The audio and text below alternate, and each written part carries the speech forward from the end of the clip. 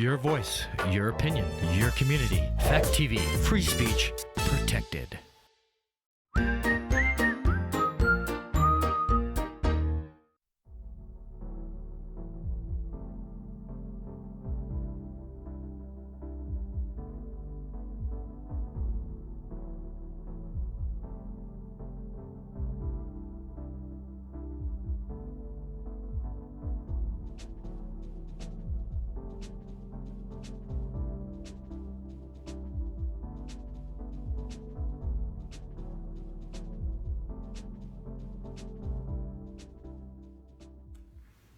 Hello and welcome to the New Commons. I'm Johanna, Laurie, and with me is my co-host John Michael Dumais, and we have today our guest Sarah Wilton.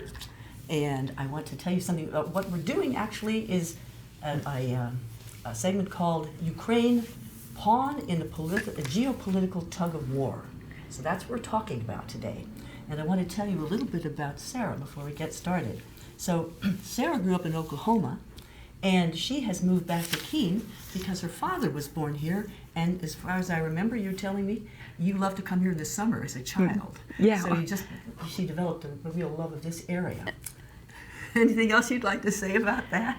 We're Camp Dakota alums. Okay. My siblings, myself, and my father.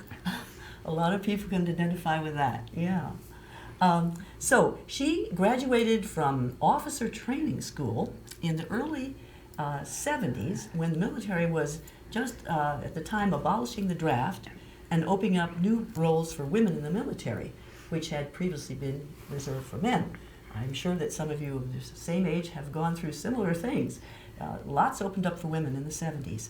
And so Sarah, being a patriot and what else? You decided to go into the military. Passionate about government and history. Yeah. So she became an expert in the interpretation of current events received through classified intelligence channels. She got right into the nitty-gritty of what's going on. She's worked in many different areas of intelligence, including drug transit and arms control. But as she just said, her major interest has always been in Russian history, culture, and language. And do you want to say anything else about what you did while you were in the military that related to Russia, to that? I was a conventional arms control inspector, and I watched the collapse of the Soviet Union from the Pentagon, and I hope I contributed to thought processes of decision makers. I gained a lot of writing and public speaking experience, and to some extent it was enjoyable, but on other levels I felt like I was just a pawn, and sometimes the way the system was structured and compartmentalized, you were, in other words, telling them what they wanted to hear. And I think that became clearly evident in the WMD story. WMD's in Iraq, which I opposed the Iraq War. I knew what was going on, but I couldn't say or do anything about it. A difficult situation for a lot of people in the military at that point, yeah. And I got out 3 years after that, as soon as I could, because it really alienated me. Yeah. Well, that leads into what I was going to say about in retirement.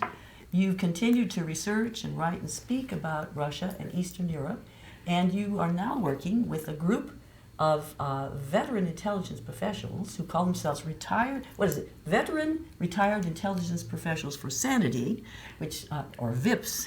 Yeah. And so I would like for you, first of all, to say something about this group, why they include the word sanity, and how this has to do with our situation in Ukraine. Why is it they decided that we needed sanity in this situation. Well, what happened is Ray McGovern started the group because, as I mentioned, we all knew that the Iraq War WMD story was based on lies. It's not the first time our government has lied to us, but it did foster an unprovoked invasion of Iraq with over 1 million Iraqis as casualties, and it's a war that cannot be won. And that's when VIPS was started. It's included many whistleblowers reporting on activities that the United States is doing that are violations of international law. Anyway, there are many of us in the group, and we share discussions, information, and many of us are Russian specialists and recognize, I consider the Ukrainian suffering because they're being played by the U.S. as patsies to confront Russia. It goes back to the 1990s when the Soviet Union collapsed. Now, of course, I didn't follow this when I was in the government, but Paul Wolfowitz and others who are neocons wrote what's considered the Wolfowitz Doctrine. And in the 1990s, this came out that there was a window of opportunity for the United States to seize the initiative and get control of the world's resources before before Russia got back on its feet again. Was that the Project for a New American Century? Yeah. And yes, the PNAC. Yeah. And anyway, that was the Wolfowitz Doctrine, and many foreign policy experts signed on to that. Anyway, so the U.S. began with the former Yugoslavia. That was the first time that NATO had been used offensively when no one had been attacked. It was NATO attacked the former Yugoslavia without a UN mandate. Anyway, Russia at that time was undergoing economic collapse and could do very little. But it was taking notes. It was still trying to participate with the West, but it opposed the 2003 Iraq War, and then the war in Libya opposed that. And both of those were without UN mandates and wars of aggression, literally. But anyway, in 2007, at the Munich Security Conference, Vladimir Putin, who had originally, in the aftermath of September 11, offered non-military assistance to the U.S.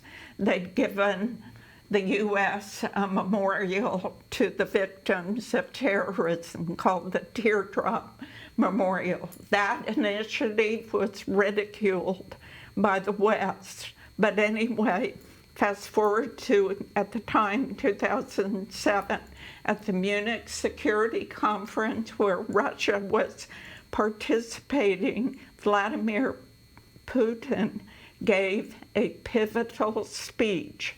And it was where he drew the line in the sand, basically, as I paraphrase, saying no one feels safe anymore because they don't feel like international law protects them. And he was referring to Iraq. Then later, and he pretended what would happen in Libya, and he said no one, that he didn't name the West directly, but, international law meant nothing.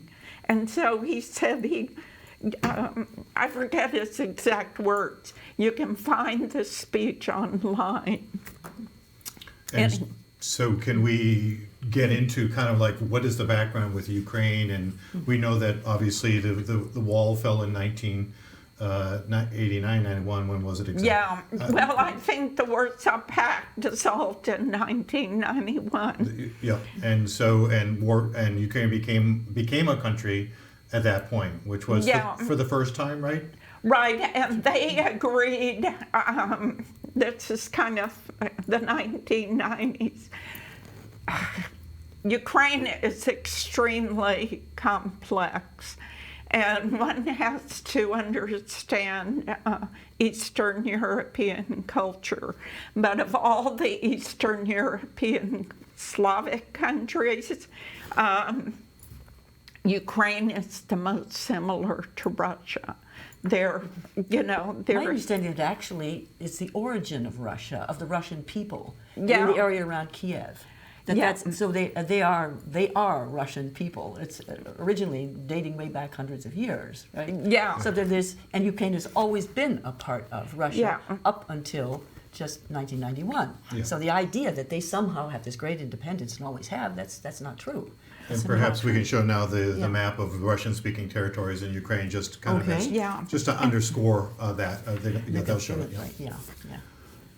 So tell us then what happened in terms of the development of Ukraine. There wasn't actually a break, and I read recently a really good book by a professor, University of Kent, Richard Sakwa, on frontline Ukraine, and it was about early 2014 and what was happening in Ukraine. But the point is, the Ukrainian language and the Russian language, even though they're distinct and there are overlap, there's there are so many similarities. There are more similarities than the Romance languages. Sure. Plus, most of the population, even Zelensky, is a Russian speaker. Mm-hmm. He came in when he was elected in 2019. He came in to restore relations with Russia. That's what I remember as well. Yeah, that he was actually elected because they'd had the previous presidents had not done, had just kept the war, the conflicts going, and Zelensky had said, we're going to have peace. Yeah. And they elected him as a peace candidate. That was the amazing thing. Yeah. And as Richard Sakwa points out, you can't make this distinction with Ukrainian victimhood and the Soviets, because much of the Ukrainian leadership was participating in the Soviet government, and they were, at least, if not totally ethnically Ukrainian. As Sakwa says, it was Brezhnev, Chernenko, and also Gorbachev was half Ukrainian. Khrushchev was born in Ukraine. So the cultures in those countries are very fluid.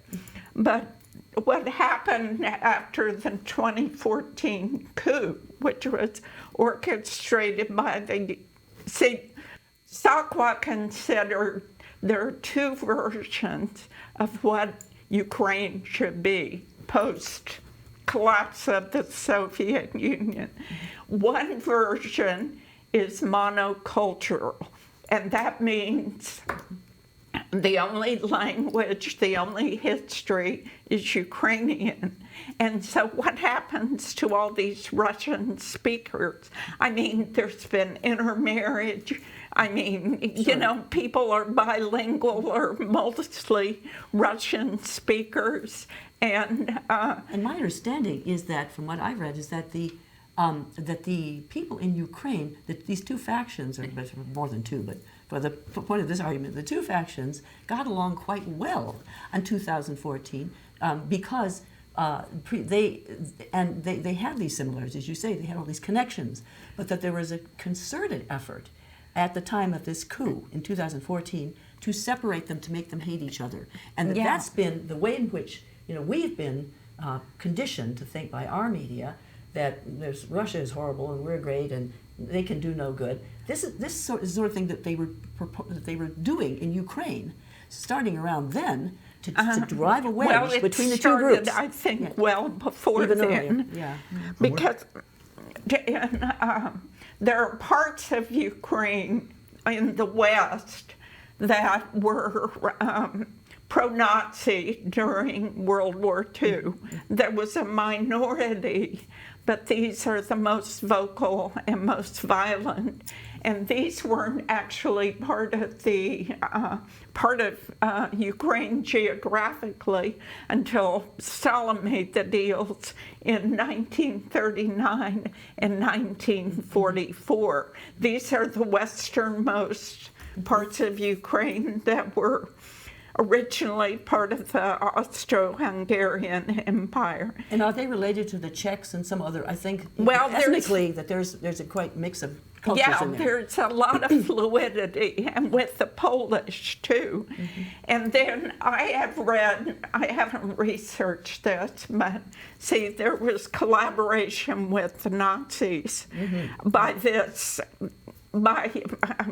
it was a minority, but it was a powerful minority. And from what I've read, they were they were almost more Nazi than the Nazis. Yeah. I remember reading that this Stepan Bandera and the people who led that Nazi group, that actually Hitler told them to cut it out at a certain point because, I mean, they were they killed a whole lot of Poles. They were just really into their own form of ethnic cleansing. And they were used, I've heard even some stories that these were, first of all, Bandera, according to the Russians, Bandera wasn't even ethnically Ukrainian.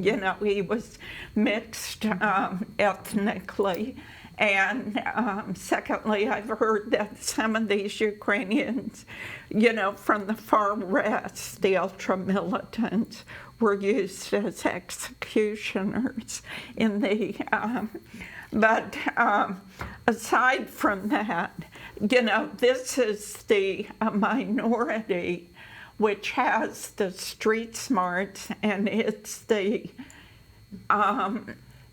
minority that has been promoting this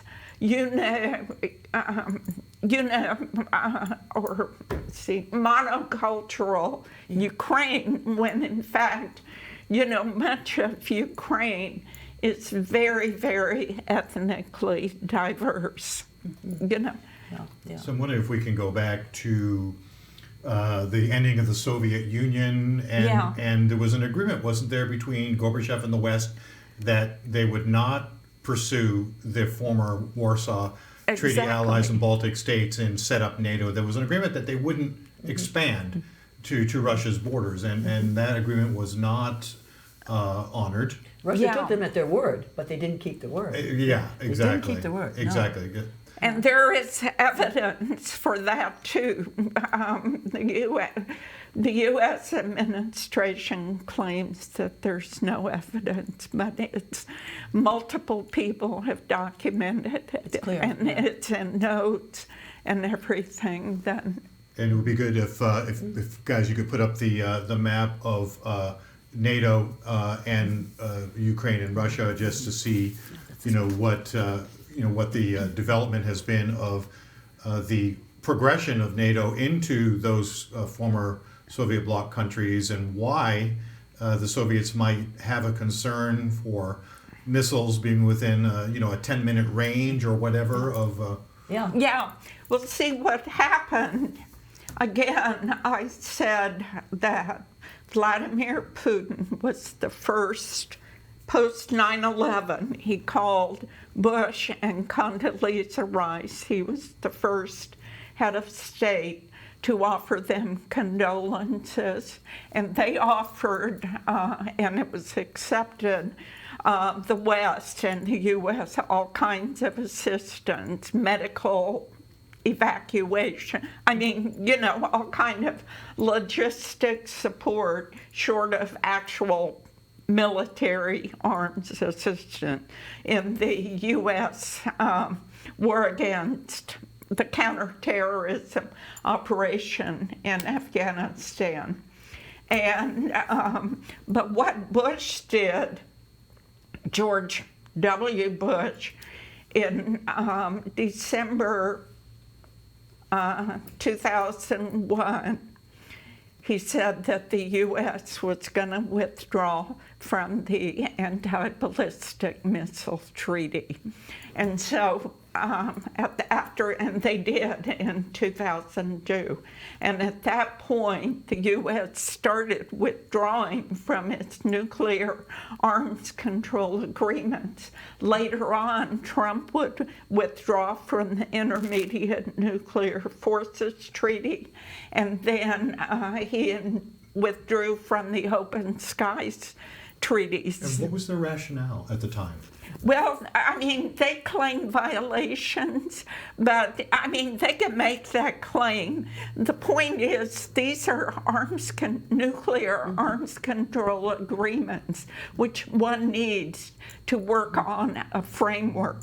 Bush withdrew because he said I remember his words, I want to keep Americans safe. And he said these things like, you're either with us or against us. And he kind of drew the line. But anyway, the point is, so NATO expands, and they can NATO makes the argument, we're going to base these missiles in these expanded countries because they're defensive. But what can happen? They can become offensive and reach Moscow within minutes. They could do something at night, and Russia wouldn't be able to detect. Making these missiles. I'm not a nuclear missile expert, but so this is just very general. But they can be reconfigured very easily, and Russia has been and was concerned about that these missiles could become offensive, and especially with the situation in Ukraine. I mean, what if they were stationing missiles in Ukraine? Mm-hmm. And they've been pushing now, of course, for Ukraine to join NATO. Yeah. And as I remember, one of the agreements when Ukraine became a country was that it would never join NATO. That's how Russia agreed to Ukraine becoming independent. And that's in writing. You can, that's in writing. I don't recall seeing that. Yeah, well, I remember reading that that's actually writing. We promised them that Ukraine would never join NATO. So everything has changed. Right. It was, as well as all the other Warsaw Treaty countries and Baltic countries. And I'm wondering if you can kind of get us up to the 2014 coup and what was going on in Ukraine prior to that? How did the coup come about? Who were the instigators, and what was the outcome? Well, this is just vague because I have been reading about Ukraine, but there's not a lot. But the word I've gotten, it centers, my focus, my centrism is on Russia. And so, see what happened, Russia was collapsing during the 1990s economically. And what happened, people say, some argue, why does the West hate Putin? And there are a lot of reasons. Putin stood up or prevented Obama from bombing Syria. Remember, he worked on a chemical weapons deal, so he neutralized the U.S. threat to Syria, but also what he did, he kicked out the oligarchs. So the oligarchs helped him.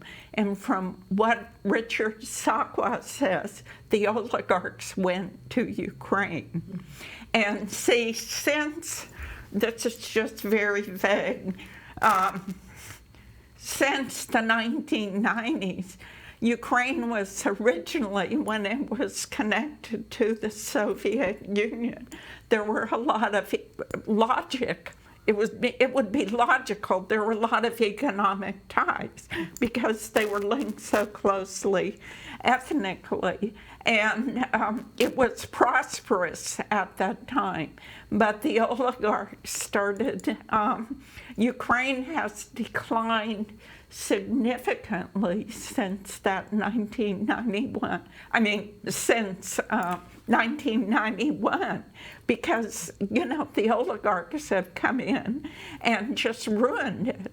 And I think a lot of them are tied to the West. I know since 2014, a lot of them are tied to U.S. politicians. Sure, there's one who's named Kolomoisky, who has his own, some of these people have their own private armies.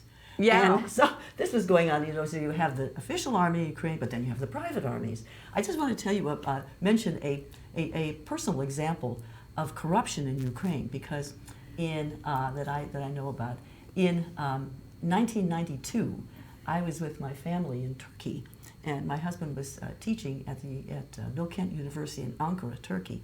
And there was a Ukrainian couple who had just come and were so glad to get out of Ukraine, because they were teaching also in Turkey. And to me, it was kind of funny at first, because Turkey's a very corrupt country too. So all kinds of things go on there. But what they told me, one example of this was, they said, when you ride on a train, and this is of course then, but who knows what's happening now. When you ride on a train in Ukraine, you have to carry two sets of money. You have to have one that's hidden and the other one that's out in the open, because you're undoubtedly going to get robbed. And you have to have something to give the robbers out so you don't get in trouble, get in worse trouble. So I mean, and this was then. And so this corruption thing goes way back in Ukraine. Yeah, and they used to have prosperous energy and agriculture, and they had deals with Russia to supply them with weapons, and the Warsaw Pact militaries were kind of interchangeable. And the more they divorced they didn't divorce themselves truly from Russia until 2014, but there was a lot of connectivity. And then, well, isn't it true that also in 2007, I think, there was a previous coup that didn't work? Yeah, in Ukraine. We've been trying this before. We wanted to make sure somehow that Ukraine was not going to line up with Russia, and this has been in the process for a very long time. So, and that particular coup didn't work. And then this Yanukovych was elected, and Yanukovych, and he initially, as far as I understand, was he was democratic elected by all parts of Ukraine. They were happy with him because he was dealing both with the West and with Russia, getting help from both. But we didn't like him because he was independent, because he was not. He just not in our pocket, and we didn't know when he was going to deal with us or deal with Russia. And so he wasn't a close ally of Putin's, but he also wasn't, tied with the West. And from Sakwa's position, Yanukovych had his own clan and corruption, but he was far from, just tied to either one. He was trying to make the best deal, between, the East and the West. But that wasn't good enough for us. We didn't want that, because we didn't want independence in Ukraine at all. We wanted, it seems, from what's followed. We didn't want them tied to Russia. At all, right, And one of the, from my understanding, one of the agreements was with NATO was that Ukraine would not become nuclearized, right? And After 1991, they rescinded, or they agreed to give up their nuclear weapons. And I think Russia took those because they were Soviets. But it didn't happen in 2014 when the new constitution came in for Ukraine that they included the idea that they could nuclearize again? No, that wasn't, that idea, to my knowledge, wasn't expressed until 2022. Okay. And that's, Zelensky was at the Munich Security Conference in 2022, I think it was in January. Okay. And that was most of the Russian intervention was to protect the Russian speakers, ethnic people in the East. But some made the argument it was also because Zelensky made this statement at the Munich Security Conference that, we're going to get our nuclear weapons back, or we're going to get, and where they would come from. Which contradicted the 1994 Budapest Memorandum, is that right? An agreement not to nuclearize, well, it's the same idea of not to nuclearize Ukraine. And isn't this where Putin basically said this is a red line? Wasn't that kind of his... No, I think what happened, it was the Bucharest summit. And what happened at that summit was that NATO put in writing that they wanted Georgia and Ukraine to become part of NATO. And it was in their aspiration. It was considered an aspiration, and they did put this in writing. Wow. So,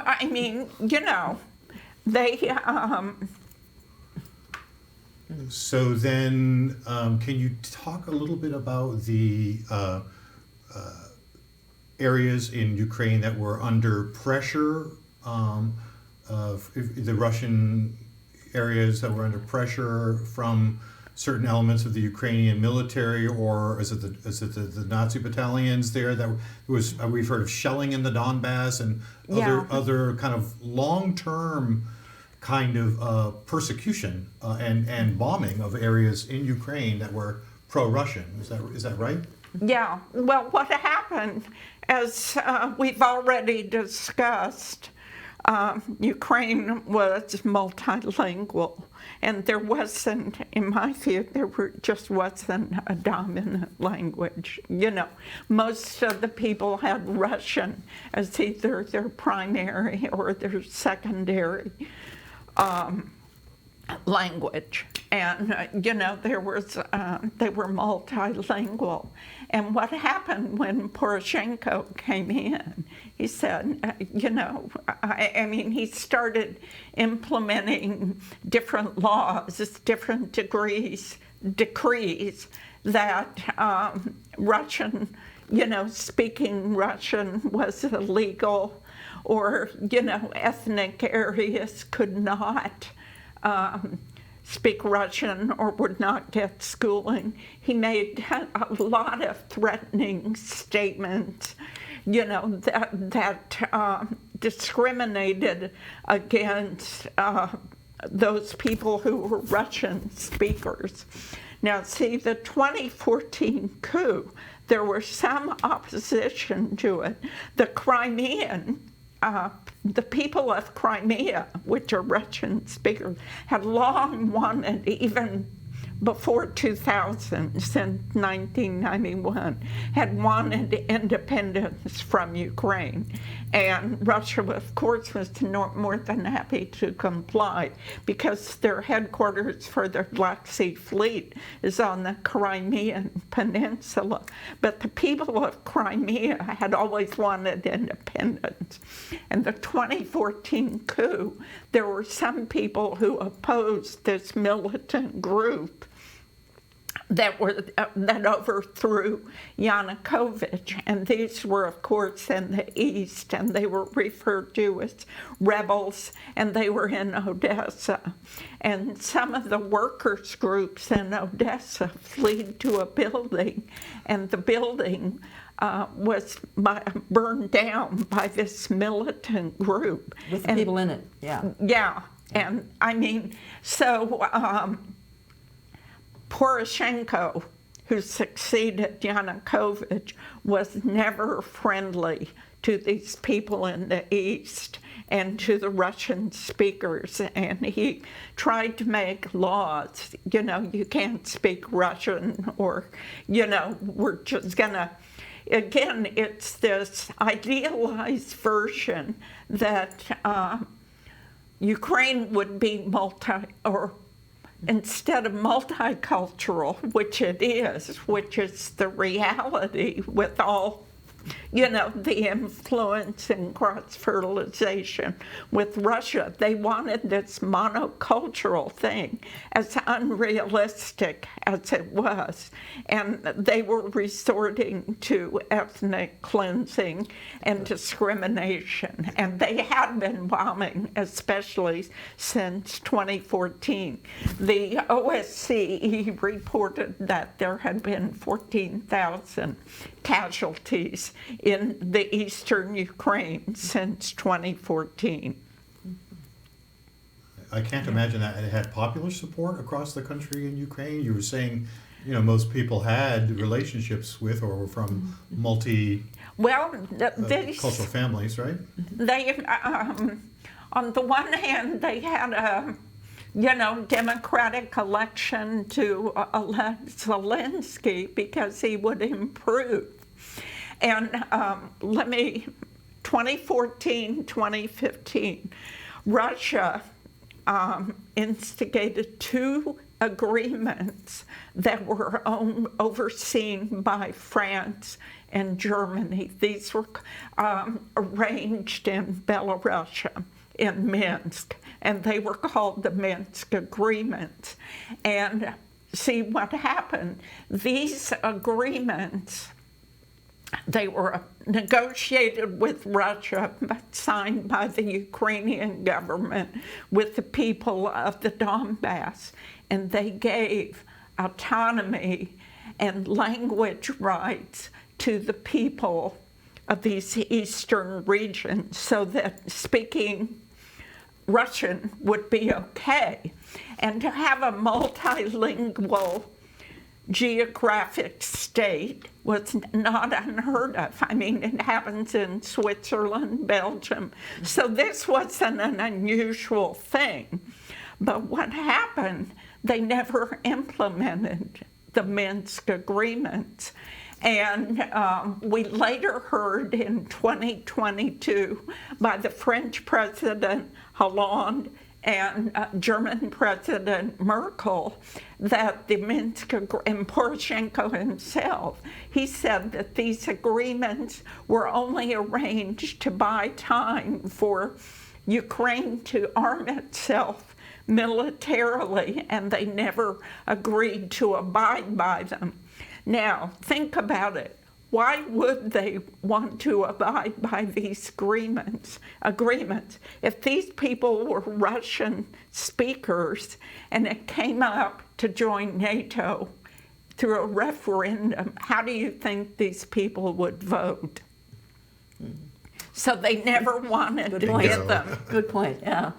Well, also, that part of Ukraine, from my understanding, that's where the major industrial center was, and also a lot of the agriculture. So that's a very important part of Ukraine to the whole of Ukraine.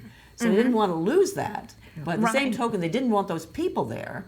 So what they're basically doing is trying to get rid of the people. That is exactly what ethnic cleansing is. You get out of there so we can have your the land. So that's pretty much what they were doing. Yeah. Right?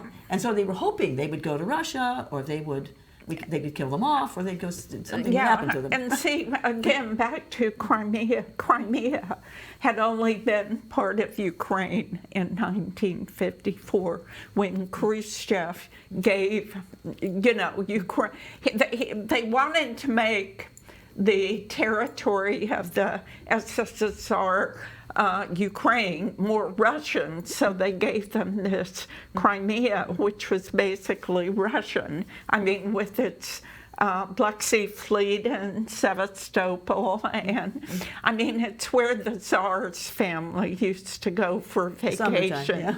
So, you know, it's very pro-Russian. So, you know, and I remember when, was it 2014 then when Putin, when they had the vote in Crimea to join, yeah, to not that join was Russia, a referendum. the referendum, and we said, of course, oh, they're just, you know, this wasn't true, a true referendum, that, you know, they're putting them up to it, but that wasn't true. We didn't go in there, we didn't actually talk to the people who did the vote, but from anybody who did, they were very happy that they could then be part of Russia, and they wanted this. They'd been wanting this for some time. They just wanted to get out of there. And Russia, you know, there's this argument made. Russia invaded Crimea. They were already there. They were already there. They didn't have to. The military, you know, the military was already based there. Yeah. So, yeah. Yeah. And so I was watching a podcast this morning with RFK Jr. and Whitney Webb, and they were talking about a former CIA official, I understood his name to be Douglas London, who had said in Foreign Affairs, I guess he was a former CIA section chief, that they plan to turn Ukraine into an Afghanistan or a Syria 2.0 by arming rebels and training insurgents and just trying to muck up all the works there. Yeah. Can you talk a little bit more about the CIA involvement there and, you know, well, I think what they're after, really? I hate to say this. I mean, I'm not into covert operations, but just seeing the regime change operations where isn't the CIA involved, and I'm very, very suspicious. I'm very worried, for example, in Serbia and the Kosovo situation.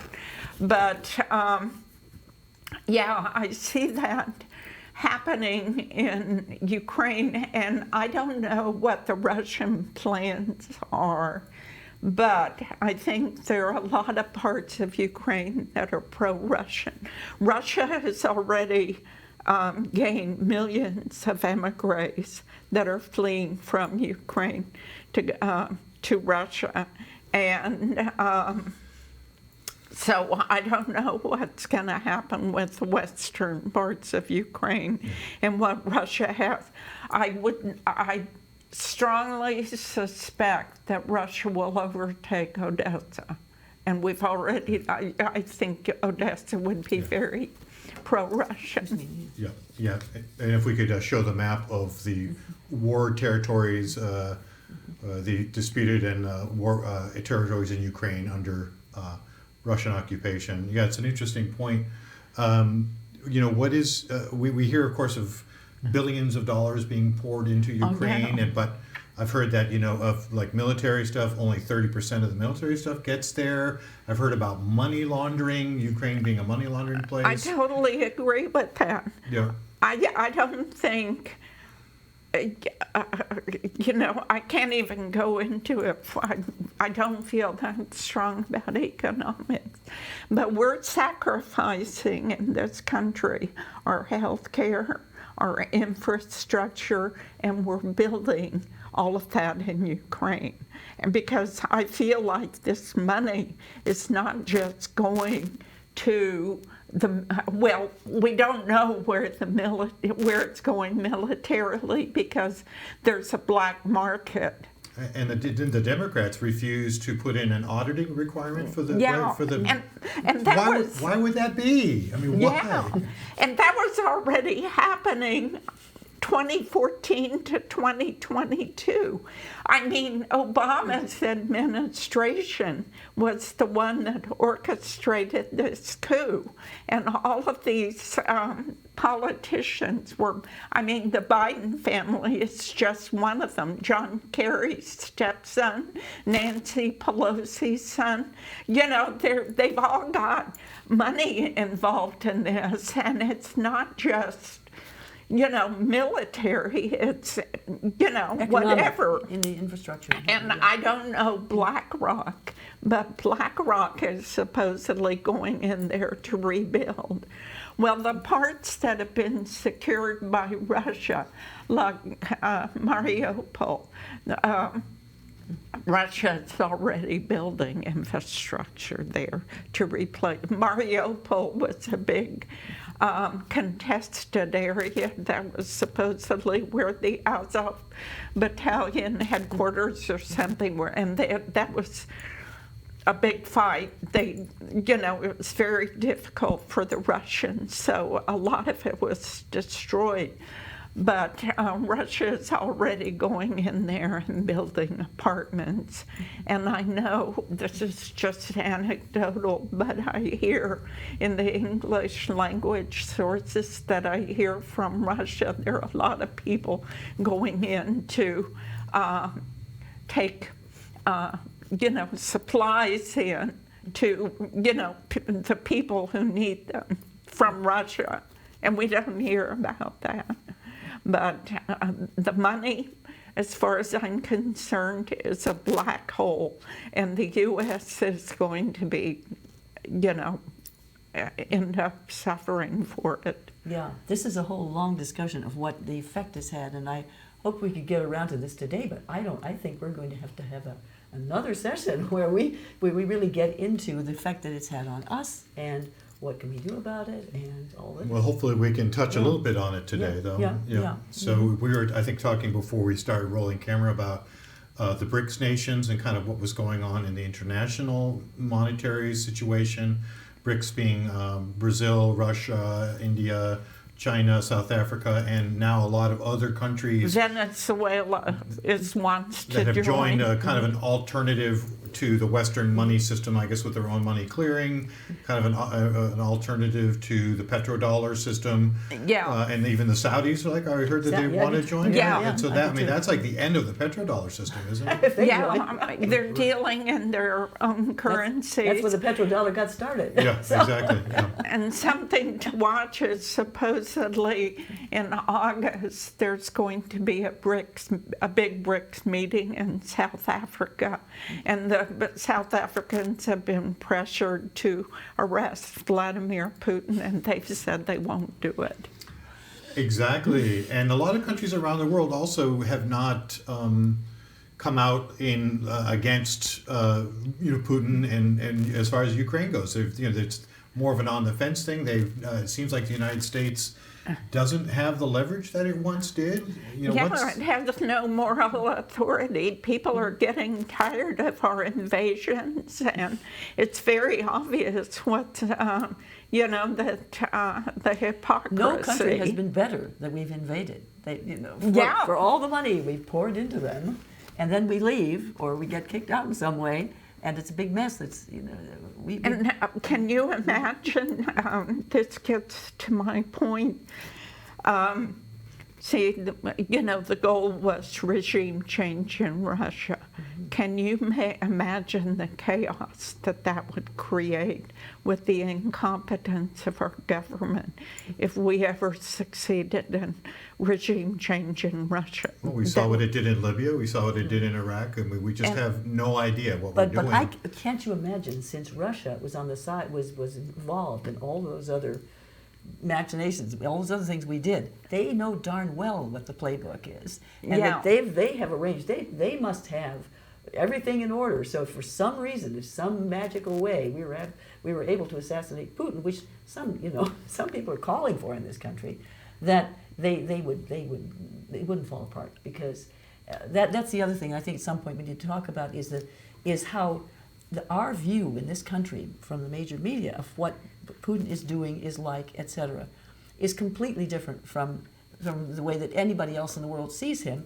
and that if you actually listen to Putin himself talking, you have a different view. And that's one of the things I wanted to talk about later, is how you get to find out what a person is actually doing instead of just listening to what somebody else says about it, So. Well, I guess it brings up the question of who's running the show? Who really? Yeah.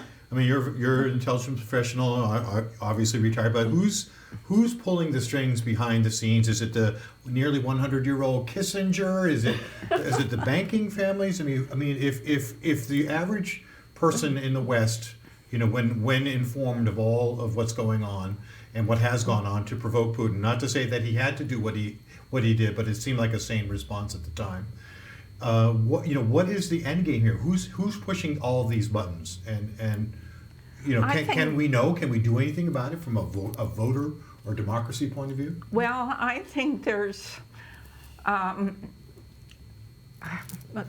U.S. set up the world order starting in even before Pearl Harbor, and when France fell, when Paris fell in the 1940s, and that was an Anglo-centric world order. It was kind of, and there had always been thoughts about this since the end of the U.S.-Indian Wars, that there should be an Anglo-centrism kind of plan, and this was, so anyway, the U.S. emerged from World War II the most unscathed. Russia lost 27 million people. Western Europe was infrastructurally destroyed. China. So the U.S. could kind of set up how it would, the institutions, et cetera, to preserve its emerging hegemony. And what I think is this hegemony is under threat by the Russia-China alliance. And it's happening because the rest of the world has the population, and it has the resources, and it has the GDP, And as you were saying earlier, people are tired of the bully on the block, which is not so much about cooperation, but about resource extraction. Transfer of wealth from the global south to the global north. And think how prosperous. I mean, think about before 2022, think about the Venezuelan coup or the attempt to install Juan Guaido. The British government seized billions of dollars from Venezuela that was in the British banks. They just took their money and their resources. That's what they're doing with Russia. And so this is the kind of thing that's going on. And unfortunately, I don't see, I see a lot of chaos and turbulence happening over the next, foreseeable future. But I think the emerging multipolarity, that's what Lavrov, our foreign minister of Russia, Lavrov, is talking about, and the Chinese foreign minister. And they're working on it, trying to make it a more just world order. It might not be perfect, but I think it might be better than what we have. Anyway, that's my, I mean, I don't want to sound unpatriotic, but I just see that as... Yeah, well, the part of the propaganda machine is if you question the narrative, then you must be a Putin lover, anti-West, and all this other stuff. And I mean, it goes back to McCarthyism. You can never question capitalism. You can never question any of this stuff, or you'd be called a communist. The Red Scare and all of this. Eugene Debs was put in prison. And people were persecuted during World War I for, arguing against, the global system that was trying to protect. And so I don't know, what we can do, but I don't think either political party has the answer, I mean. Do you think it's going to take some kind of awakening in the? Well, there's got to be a big shock coming, and we're overdue. I'll tell And you. you're thinking like economic shock probably as well. Yeah, it's not looking good for the global economy. Is certainly from the West's point of No, view. We no. just have so much debt. Yes. And it's not just the countries, but corporations are also over leveraged. If you look at the sort of the unfunded mandates and pensions, and of course if you look at the derivatives and the financialization market, it's like some bizarre number in like the quadrillions if all those had to come home to roost. And so, there's a lot of people who've talked about some kind of more humane reset, not the World Economic Forum's view of the reset, but something like a financial jubilee or some other kind of thing. If you ever hear any whispers of white hats or anybody else in the military or who are working on like trying to right the ship, because the ship is heading towards an iceberg? Yeah, well, I don't, financially, I don't have an answer. I'll just throw see, the money made in the U.S. right now, it seems to be based on finance, insurance, and real estate, and I go back to what one of my political science professors said. Even before 2006, the U.S. is not going to manufacture anything, but depends, and we don't make anything. Russia is doing very, very well financially. People use the fictitious term of GDP, but that's not a good measurement because it measures things that are not produced, and just, like our exorbitant health insurance costs, and, that don't even go into a product. They just go into the air, and so I don't know. Unfortunately, I do see us going into having a financial reawakening, and I don't know what the solution is. Well, I guess we're going to have to wrap it up for Yes, today. yes. Thank you so much for being Thank you. here and giving us that deep dive. So much more to talk about, as we said. And if people have questions for you, you said they could write to us, which is questions at thenewcommons.tv, questions at thenewcommons.tv. So you can direct questions to Sarah there. Of course, you can also direct questions to us, and we'll be back in a couple of weeks. And we just want to thank you again. Thank for you being so here. much. Yeah, this is rich. Thank you. Yeah, appreciate it. Thank you. Yeah.